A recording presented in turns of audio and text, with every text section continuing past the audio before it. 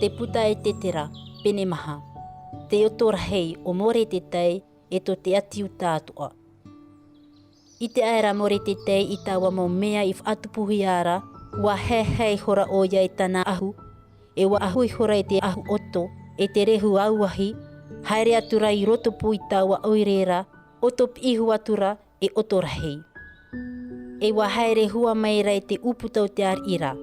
E ore hoi te tata e tomo e te uputau te ar i ma te ahu oto.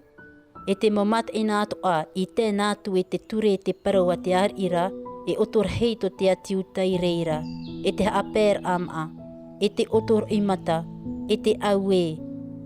E rawera hei te tautonoa, ma te ahu oto e te rehu au hei. Wa haere atura te mo poti e te mo eunuta i o Esetera, e wa whai te atura iana.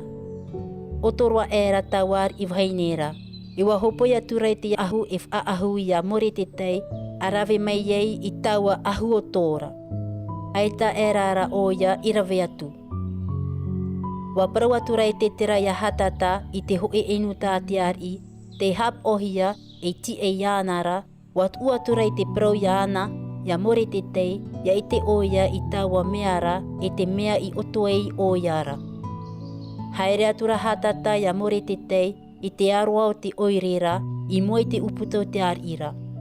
Wa whai te hua maira more te tei i tawa mau parau i ohia mai ei o iara. E te huru o te moni ta hamana i whai te, e nana e hopoi te puera, tau a te ar ira ia pohe te atiu ta iana. Wat umaira oia e te hoe i tawa parau i whaauhia, e i pap ehia i tutana i taparhei a rātaura, ia whai te atu oia ia Esetera. E wa parau hua maira oia iana, ia whai te hua atu oia ia Esetera, e a o hua atu iana, ia haere oia i roto i te ar ira, e a ani mait e atu iana, e ia whaateni hua atu iana, ia ora tōna mautaata. Wa haere atura hatata e wa whai te atura ia Esetera i te parau a more te tei. Wa parau whaahau meira Esetera ia hatata e wa whai toito meira iana ia parau oia ia more te tei.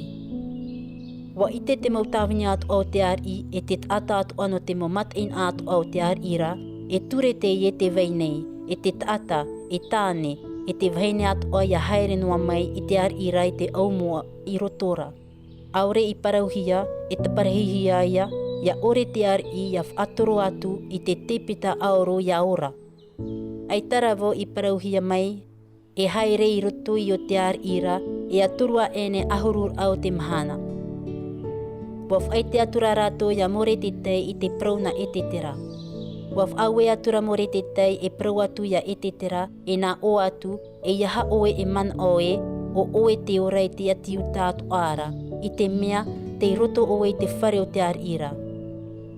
Ia māmunua hoi oe i te nāna, e tupu mai te ora o te atiuta na te tei wahi e mai. Area oe e te utua whare o to metua e mauia. O vai te ite e te mea teie i noa aia oe te hau i teie nei ano tau. Wa promera e Esetera i a rātou, e nā o atu o tau ia more te tei.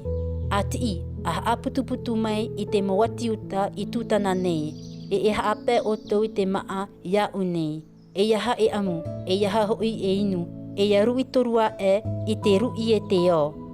E haape atu avau e te mopot i atua i o unei i te maa. E ore no atua te iau i te ture, e haere avau i roto i te ar ira, e a poe iaura pohe no atu vau. Haere atura more te tei e wana reira oia i ta Esetera i whaue mai ianara.